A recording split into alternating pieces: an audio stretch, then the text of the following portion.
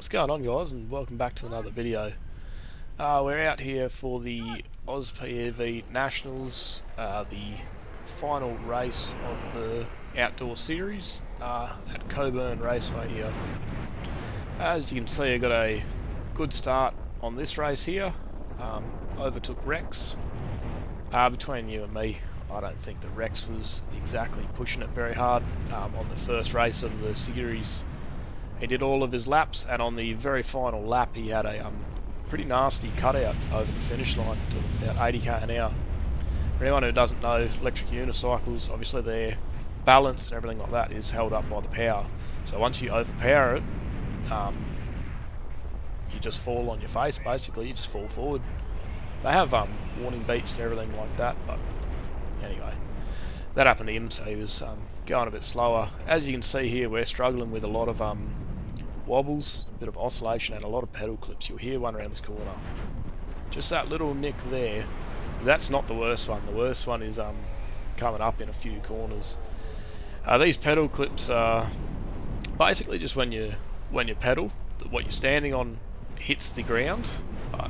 You're leaning too far in, have your pedals too low or anything like that, it'll basically just relieve traction off the wheel and can cause it to slide. Most of the time it'll just sort of drag you in a little bit, so you lose a bit of control. But as you see on this one here coming up, they can be pretty bad, eh? So this one here, yeah, there it is, fully lost traction, wheel went a bit sideways. I don't know how, but we managed to catch it. Put the hand down, which I probably shouldn't have, but it was just a reflex. And as you can see, my thumb's bothering me a fair bit there. Didn't know it at the time, but I actually dislocated it, which you'll see at the end of this video.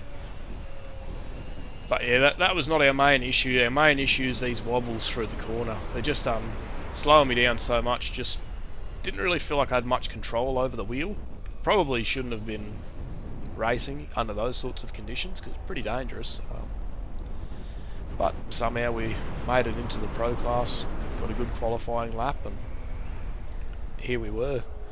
As you'll see coming up on this straight, I get some really bad wobbles, and I'm not the only one. Paul Kerr, who was helping me out with my foot placement and whatnot, helping me out, he actually got taken out by another rider doing exactly the same thing that I was doing there. So as he's coming in, the other rider gets pretty gnarly speed wobbles, a fair bit worse than what I was dealing with there, and loses control and takes his leg out, sadly. So Paul wasn't participating in the rest of these races, sadly, and he missed out on the indoor series, which would have been fun to race against him on the indoor series. I did a little bit better on the indoor series. I came third on the indoor series and fifth on the outdoor series, but I was racing a different wheel on the indoor series. I switched over to my veteran pattern. Wasn't finding anywhere near as many wobbles with that. I think just because I'd had that wheel for a lot longer, and I'd put a lot more Ks on it. I probably had nearly 1,000 Ks on my pattern, and I had about 100 on the race here at this time, so I wasn't really used to the wheel. And on the pattern, the pedals are a lot higher, so I was able to lean into the corners a bit harder. I've changed a lot of setup on this wheel now.